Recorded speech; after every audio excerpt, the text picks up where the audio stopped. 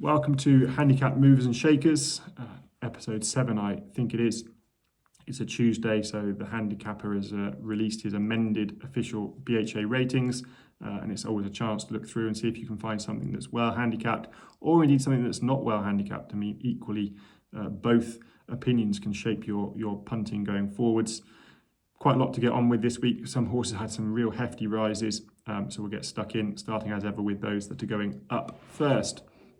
Going back to Cheltenham, Sunday before last, and Jinny Destiny ran out a convincing winner of the handicap chase over 2.5 miles, aided by Crebilly coming down. Now, it would split opinion as to whether Jinny Destiny was going to get the better of Crebilly. Crebilly was travelling the best, but Jinny Destiny finished very powerfully up the hill on that soft ground. Up £9 to a mark of 141. I have no doubt there's still another race in this horse. Jumps really well for a novice. Will stay further than 2 mile 4. Soft ground is essential. So Jinny's Destiny up £9 to a mark of 141. Still scoping that mark yet, as far as I'm concerned.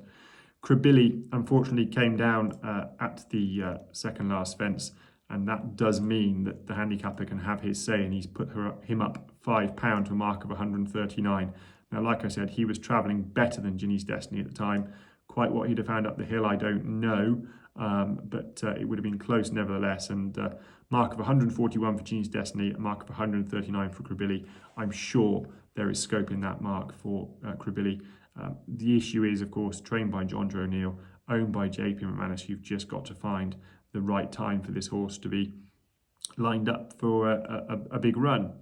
Also owned by JP is Jonbon. Now, this is not interesting from terms of a handicapping point of view, but it is interesting in terms of the official BHA opinion of the horse.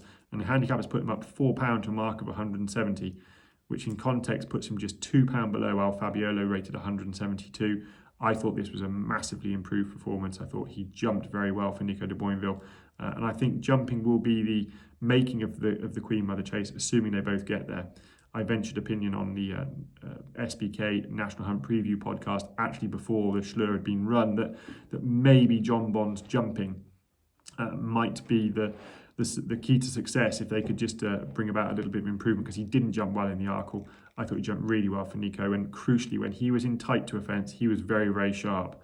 I think that might be the one chink in Al Fabiolo's armour. He's got plenty of scope when he's off a fence, but when he gets in tight, is he as sharp and as intelligent as Jonbon? Of course, we have to remember they are still novices. They've both got scope to improve, both in terms of their raw ability and their jumping technique. So it's not a foregone conclusion that Al Fabiolo can't improve in the jumping department. But I just wonder whether Jonbon's jumping can get Al Fabiolo in a bit of trouble come the Queen Mother in March. Also owned by JP and indeed trained by Nicky Henderson was Iberico Lord, who ran out a very ready winner of the Great Wood Hurdle, given a really nice ride around the inside by Nico and sprinted clear up the hill. Handicaps had a good swing at him and taking him up £8 to a mark of 134. I don't think this will grab hold of this horse. I think he's got plenty left to give yet. But JP and Nicky have got a number of smart 2 mile plus handicap hurdlers, and it'll just be a case of where they decide to go with him. I have no doubt he'd stay further, but given how well he travelled through the Great Wood Hurdle, it's not a foregone conclusion that he needs to go up in trip. Excuse me. Also trained by Nicky Henderson was the mare Arclight.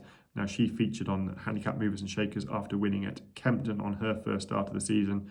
I thought she was still well handicapped. My concern was, would she cope with slightly softer ground, because the win at Kempton came on pretty quick ground? And would she be able to show her form away from Kempton, because her 2 best weeks of form at that point had come up to Kempton? Well, the answer to both is yes, she can. The ground was a little bit softer at Exeter, though not all that testing. And Exeter is obviously a very different track to Kempton, far more undulating. She had this one in very easy fashion. Handicaps had a big old swing at her, up £9 to a mark of 133. But I think she'll stay further than this. She galloped out well to the line. She clearly loves jumping. She's only a 4-year-old and could just be putting it all together now. So mark of 133 wouldn't stop me being interested in Arclight, provided she's perhaps on a right-handed track and on a bit of decent ground. Nicky Henderson had a good day down at Exeter, had the winner Wiseguy, who won the handicap chase. Now he's gone up £6 to a mark of 129. He's by fame and glory, and they're not always the best jumpers. And indeed, at the second last and the last, this horse made mistakes. He got pretty low at the second last, and then at the last, he sort of rubbed the top and came down quite steep and stumbled and almost ended up in a standstill. So on the face of it, you could perhaps upgrade his performance because he had to get going again from a fairly big loss of momentum. But for me, the concern is up £6 to a mark of 129. I just didn't like his jumping all that much, and I just wonder in a slightly better grade of race whether he might be found out in that department. So he is a horse that, for all that 129 is probably a fair mark, I will probably be looking to avoid him and maybe even oppose him if I can. Finishing second in that race was Pimlico Point, who was a novice chaser that I put forward as one to follow this year. He jumped really well, finished off his race well. He's gone up £3 to a mark of 121. Kerry Lee had this horse, ended up a couple of times, and then it's taken him out because of the quick ground. Was obviously happy enough with the ground at Exeter. It had gone a little bit soft, but he travelled through the race really well. I'd have no concern if he were to come back and trip a little bit, and I'm very confident that a mark of 121 has not got hold of this horse. He probably bumped into a well-handicapped rival at Exeter, and I'm sure he'll be found a winning opportunity in the not-too-distant future. Probably Ride of the Week came at Plumpton on Monday, and it was Bryony Frost on Brave Kingdom, who was off the track for about a month shy of 2 years for Paul Nicholls. Jumped beautifully for Bryony, and she kept a little bit up her sleeve and finished powerfully up the home straight. I mean, quite ironic really, Monday was the day where it was announced that Daryl Jacob would be riding Brave Man's Game up at Haydock, and there was Bryony given an exhibition in riding over fences on another son of Brave Mansonian in Brave Kingdom. He's up £5 now to a mark of 133. But there's plenty of novice hurdle form that this horse has that suggests he was certainly of the ability of north of 130 over hurdles. Given how well he jumped fences, that's only going to improve his and lift his ceiling limit. The one concern would just be that there was a pretty big effort off the back of a long layoff.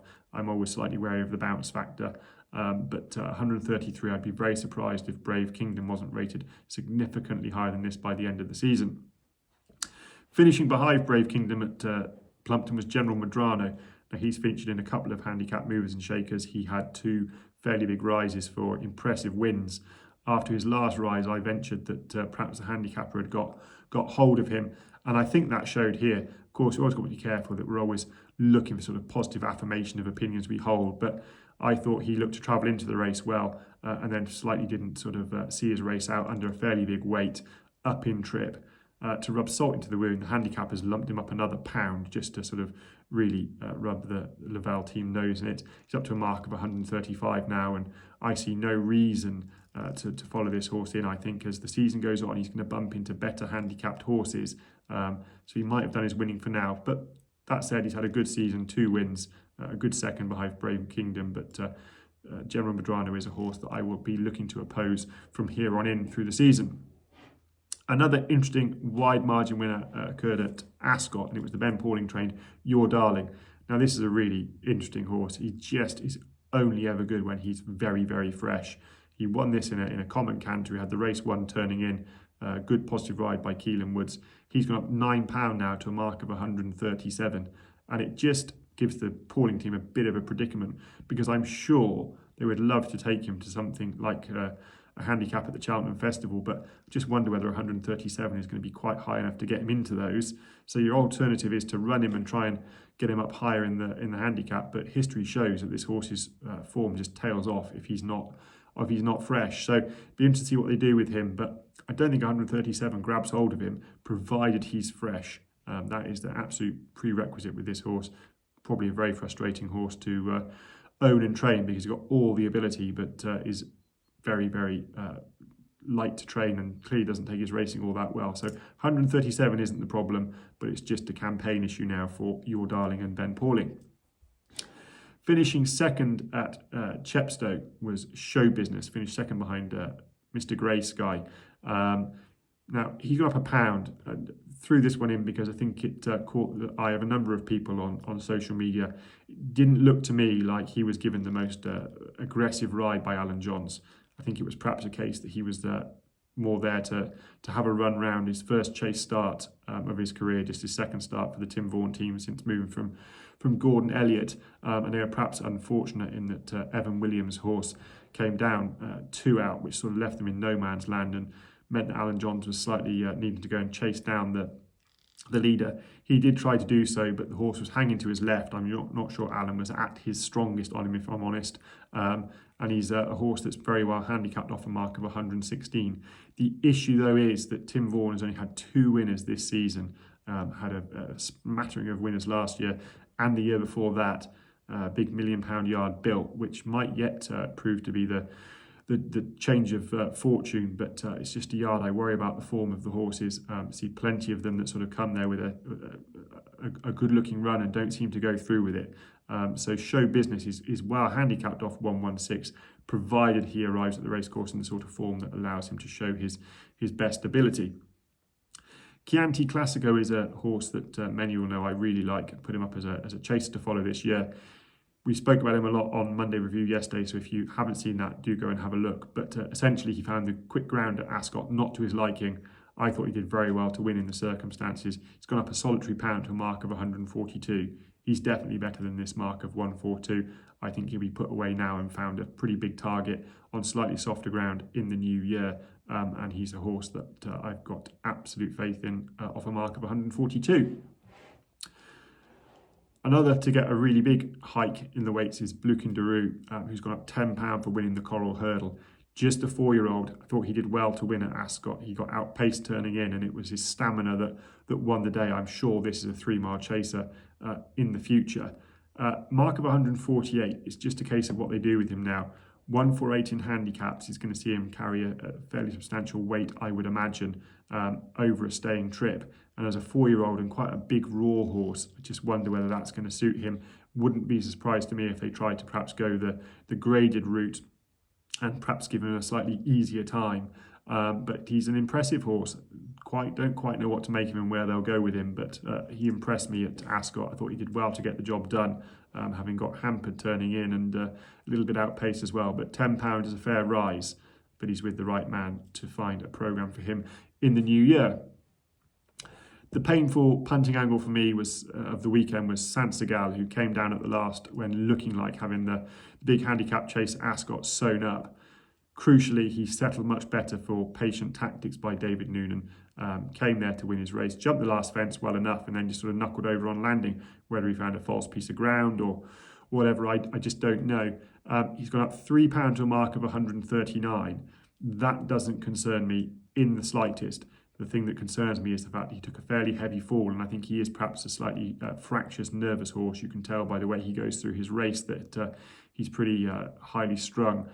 If this fall hasn't left a dent on him, then a mark of 139 still underestimates him, particularly now they found the way to ride him with that sort of patient tactics, getting him to settle a little bit better.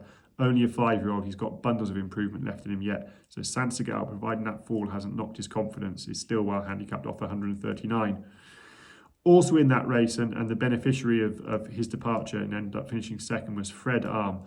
He's gone up £1 to a mark of 134. It's previously been placed second off a mark of 136, so the mark isn't an issue. For me, the slight concern is the tendency to use conditional Tristan D'Oroux. It slightly bemuses me that a yard as big and as ambitious as the Skeltons haven't got a sort of top-notch conditional. Tristan D'Oroux has been around a while now. He's still only got his claim down to £5, and I just see enough rides of his where I sort of slightly question whether he's got the ability to be a real top rider. And that's nothing against Tristan D'Oroux. It's just speaking facts, and it's always bemuses me that in football and rugby and other sports you're allowed to have strong opinions about a player's ability or lack thereof, and yet in racing it seems to be slightly frowned on. So it's no slight on him, but I just wonder whether he's good value for a £5 claim, and as such, off a mark of 134, I'd prefer him with a fully fledged professional on. But 2 miles in Ascot seems to be his bag, and I'm sure 134 is a workable mark for him still. Another Skelton horse was really impressive up at Haydock under Harry Skelton. That was Real Stone. Now, he was a wide margin winner of the 2 mile handicap chase up at Haydock. I think the race slightly fell apart. A couple of his rivals clearly didn't give their running, but he was mighty impressive. He had the race sewn up coming across the top at Haydock. All we had to do was hold our breath up the home straight and hope that Harry Skelton could find some strides to the fences, because the danger was in front of him, not behind him. Really smart animal. Desperately needs soft ground. all of his best form is on a testing surface. He's up £8 to a mark of 131. But there's plenty of his novice form that suggests he's well up to that level. I'd be interested to see where they go with him. I think perhaps a small field and slightly getting things his own way are important. But over Christmas, there's plenty of racing, which means there will be plenty of small fields. And I'm sure Dan Skelton will find a nice little race for him round Wetherby or Haydock on some soft ground for Real Stone off 131, which is up £8. I was less impressed with their next winner on the card, Grey Dawning, who won that intermediate chase, which for me was a little bit of a non-event. The mare Apples Away made her chase debut. Well, she's a 3-miler, and she jumped nicely, but a little bit big and a little bit careful. Gaillard de Minil came over. Well, his best form is at marathon trips, and they crawled through the first circuit of the race, set very slow fractions. Harry Skelton is not adverse to kicking for home very early, and he did so on Grey Dawning, and to good effect on this occasion. Had the race won, really. Had everything off the bridle in behind him. But I wasn't as impressed by some with Grey Dawning's jumping. He sort of lurched and dived at a couple and went violently left at a couple as well. I just think up £7 now for a mark of 144. If he's pitched into handicap company and a few more runners around him, I'd have a little bit of a concern about his jumping. So 144 Grey Dawning would be a horse I'd be opposing in the future. The Stayers handicap hurdle up at Haydock, the big race of the day, or the second big race of the day behind the Betfair Chase, threw up 2 for me. Crambo, we spoke about on the Monday review yesterday. I think it's a ride that Conor Brace would dearly love to have back again. He was too far back and posted very wide on occasion, but Crambo finished really well to running on into third. He's gone up £3 to a mark of 142. Now, the winner, Slate Lane, doesn't get an official BHA rating, but the handicapper will assess the run, and he has Slate Lane running to a mark of 136. So that would be a £6 pull at the weights for Crambo if they were to meet again for just a 3-length defeat. I would back Crambo to reverse that form 10 times out of 10 with a slightly better ride from Conor on those revised terms. I think Crambo is still a horse that's got potential for a mark of 142. And it just really depends what the Fergal O'Brien team decide to do. Do they want to try and go and have a tilt at the Stayers Hurdle, which looks like a fairly open race, or are they going to try and go down the perhaps more tried and tested route of the Pertemps Final? The Pertemps Final, I think he'd look to have outstanding credentials, but given his sort of high-profile, sort of close-run thing at the weekend, he's not going to be very hidden from punters, so you're probably not going to get much of a price on Crambo for the Pertemps. Also running in that race and running a really good race off a fairly long layoff was Gowel Road. Now, he's gone up £1 to a mark of 141 over hurdles. That doesn't interest me in the slightest, but what did interest me was to see that he's come down to a mark of 143 from 146 over fences, despite not having run over fences since that mark of 146 was awarded. The 146 was awarded in a handicap chase at Ascot, which slightly fell apart, but interestingly, Gowel Road jumped well at Ascot, having jumped poorly on chase debut at Perth. He's never run over 3 miles before until trying it over hurdles at the weekend. I liked how he stayed on, and I'm sure off 143 there's a big handicap chase pot in Gowel Road for the Nigel Twiston-Davies team, who continue in absolutely fine fettle. And then finishing up at Haydock on Saturday, the 2 that fought out the finish of the final race. I was delighted to see Famous Bridge get the job done. He was my next best on the SBK podcast, but Credo didn't half give me a fright, finishing with a rattle. They've gone up £6 for Famous Bridge up to a mark of 135 and £3 up to 133 for Credo. I think both horses are going to be better over further. Famous Bridge actually is another Fame and Glory, not perhaps the most exuberant of jumper, doesn't perhaps have the most scope, but it's very economical and gets from A to B.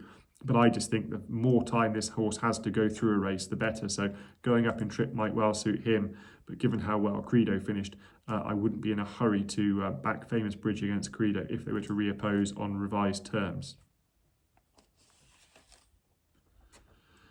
And then the coming down section, again like last week, much shorter and also with far smaller drops. It does seem to be that the handicapper likes to put them up in chunks and bring them down in nibbles, but there are a few that are perhaps interesting. First, Lord de Cuet unseated Jack Tudor at the open ditch at the top of the hill at Cheltenham, but actually done very well to still be in contention because it had a terrible passage through the race. Horses falling in front of it, horses jumping in front of it, stopped in its run a couple of times, It's far too far out that open ditch at the top of the hill to say how he would have fared, but he's come down a pound to a mark of 127, and I do think he'd expended an awful lot of energy to get into a challenging position. So the fact he was still on the bridle going to the open ditch, and the fall came again because he was hampered. First Lord de Cuet is a horse that I would certainly be interested in going forward, and Jack Tudor and David Pipe seem to have hit it off really well. Jack Tudor rides those Pipe horses with great confidence, so it's definitely a partnership I look out for. Also at Cheltenham, finishing down the field in the Greatwood Hurdle was Go Dante for Ollie Murphy. Now, he's been dropped a pound to a mark of 125. Travelled into the race very well in the Greatwood Hurdle, didn't seem to struggle with the pace, but then perhaps got outstayed up the hill by better class rivals. But it's down now to 125. That's not a lofty level, really. There should be a fairly moderate race to be found off that level, perhaps on a slightly easier track. Go Dante off a mark of 125 would be interesting. Off the track for a long time and finishing behind Arclight in that mare's chase at Exeter was Nurse Susan, who was actually backed into favouritism, but finished nearer to last than to first. But again, we spoke yesterday about the Dan Skelton yard generally in their first run. She'd been off for a while. The ground definitely wasn't soft enough for her. Her best form has come on soft ground, and her very best form has come on heavy ground at Lingfield when finishing just behind Love Envoy. Now we know what Love Envoy's gone on to do. Nurse Susan was given £2 back by the handicapper this morning, down to a mark of 125. I'm certain she's better than that, and it might well be that the Skelton team look to go back to Lingfield for the Lingfield Millions on some softer ground. Jump fences perfectly well enough, and so Nurse Susan off a mark of 125 is definitely an interesting mare. In a slightly lower grade at Hereford, Evenswoodsonofagun for Fergal O'Brien finished third over 2 miles on pretty decent ground. Got outpaced down the back straight at Hereford and then just plugged away, but crucially got closer to the second horse rather than further from it up the home straight. All of this horse's best form in Ireland came over 2 mile 4, 2 mile 5. The mark has now slipped to 106, so that's a £6 drop since arriving in the UK, and I'm sure Evenswoodsonofagun can find a race when upped in trip. Coming down £3, which is a huge drop for the handicapper to deliver, is Planned Paradise for Christian Williams. Switched from Neil Mulholland to Christian, had a couple of runs for him now, crucially stayed in the same ownership of OS Harris in those yellow and blue silks. Planned Paradise plugged away at Ascot, did some quite good late work over 3 miles, which is an inadequate trip. All of this horse's best form is over 3 mile 4, 3 mile 5. Christian Williams trends to come into form now in December into January. I'm sure he'll find a race for this horse off 112. It's been as high as 119 when with Neil Mulholland, and I liked how he finished his race off at Ascot last week. Also at Ascot, running a massive race was Strawfan Jack for Sheila Lewis. Was up against it and not favoured by the weights at all in the 1965 chase behind Pic D'Orhy. But actually turning in, it looked like he was going to give Pic D'Orhy a bit of a fright, and then Pic D'Orhy's better class kicked in and he went away. Strawfan Jack perhaps didn't stay this 2 mile 5 trip, but he got dropped a pound down to a mark of 140. His Arkle form is not all that bad, although well beaten behind Jonbon, and I'm sure he's better than 140. He might stay 2 mile 4, and off a mark of 140, there's bound to be a handicap in him somewhere for Sheila Lewis, who's only got a small team but does very well with them. And then on Twitter, Frank asked me about a couple of the Skelton horses which I've already covered, but also Santos Blue, who finished 6th, I think it was, in the Stayers Handicap Hurdle. He's been dropped a pound to a mark of 128, which on the face of it, Frank, looks like a really nice mark. The issue I'd have is that the horse is going to be ridden by the owner's son, who claims £7, but he's pretty inexperienced. He's not perhaps the most stylish or the most accomplished tactically, and I think that showed in the handicap hurdle at Haydock. And if they're going to keep tilting at these big pots, I think that's going to be the Achilles heel rather than the mark. But if they find a small little race, a smaller field that he can perhaps just pop away and dominate, I think Santos Blue is definitely well handicapped off 128, but I just do have reservations about whether the jockey is currently good value for his £7 claim. Then to finish off with a couple of non-movers and a couple of new entries. So the non-movers, Soul Icon, I'm absolutely adamant was going to win at Wincanton when making a horrific mistake and ejecting Harry Kimber from the saddle. Stays on a mark of 129, which is a career high mark, but I think was going to win that race at Wincanton fairly comfortably. provided that the confidence hasn't been dented, and it was a good thing that he didn't hit the floor himself, just poor Harry Kimber getting dumped on the turf. Sole Icon of mark of 129. Plenty of races at Wincanton through the Christmas period. I'm sure they'll find a winning opportunity for him over 2 miles, maybe even a little bit further. Then another David Pipe horse, Jiliajione, stays on a mark of 125. And now that is just interesting, given his form behind Blueking D'Oroux at Cheltenham earlier this month. He got within 2 lengths of Blueking D'Oroux. Now, I'm sure that horse wasn't at his best, but he's now rated 148 after his Coral Hurdle exploits. So I think 125. Jiliajione perhaps wants a little bit softer ground, maybe even a little bit further than 2 miles. Did well behind Gin Coco at Ascot at the weekend. Jiliajione, I'm sure, is well handicapped off 125. Another to stay on the same mark for falling is Libberty Hunter. Now, he was in that race with Mr. Grey Sky and Show Business. To my eye, looked to be going much the best off a mark of just 122. But unlike Sole Icon, he did take a very heavy fall. And I'd just be a little bit concerned that might just leave a bit of a mark in his confidence. If it hasn't, a mark of 122 definitely underestimates him. He was a decent bumper horse for Brian Eckley. 122 is definitely underestimating his ability, but it just will be whether that fall has perhaps derailed his career for the short term. And then to finish with 4 new entries. Alfie's Princess has already featured, I think she featured actually in the very first Monday review video for winning at Chepstow on desperate ground, where she won at extra on slightly better ground under a penalty at the start of the week, and has been given a mark of 121. It's very difficult to ascertain whether that's a lenient mark or a harsh mark, because very little in and around her has got a rating. But just visually, I've been really impressed by what she's done. She jumps well, she's a strong going mare. Arguably does a little bit too much in the early stages, but finds plenty in the closing stages as well. So just, I think 121 is a well handicapped mare. Whether they'll go handicap route or whether they'll go to the mares program, which is of course got plenty of options for these mares these days, but 121 for Alfie's Princess, I'm sure she's better than that. Now, if I think she's well rated on 121, I've got to consider Endless Supply well handicapped off 111. She got within 2 lengths in receipt of £7 at Exeter, and again finished her race off well. So given that visually I think Alfie's Princess is well handicapped off 121, I have to put Endless Supply in my notebook as well off 111. And it might well be that Endless Supply will go to a handicap. She's a slightly limited mare compared to Alfie's Princess, so might be seen to better effect in handicaps rather than mares only races, and that might give me a steer on Alfie's Princess. Elle Est Beau is another Dan Skelton horse, finished really well to great effect at Warwick, under Tristan Durrell actually, over 2 miles. Got outpaced down the back, been given an opening mark of 96. I'm sure she's better than this up in trip. That's going to be the key to her, giving her a little bit more time to go through her race. 96 doesn't seem like a particularly high mark, particularly for a Dan Skelton horse, and I'm sure they'll find a winning opportunity for her in the not too distant future. And then another novice who might well not go into handicap ranks just yet, but Lowry's Bar was really impressive for Philip Hobbs and Johnson White at Chepstow this weekend. Powered away at the finish, probably didn't beat much, but I thought it was notable how confident Ben Jones was all the way up the home straight, and then found a really good kick of turn of speed, jumping away from the last and sprinted clear. I think Lowry's Bar is a really smart novice, being given an opening mark of 120. And I'm sure they'll find plenty to work with off that mark of 120. So that concludes a slightly longer handicap movers and shakers. I hope you enjoyed it. I hope I answered the questions that you gave me on Twitter. Please do hit subscribe on this video.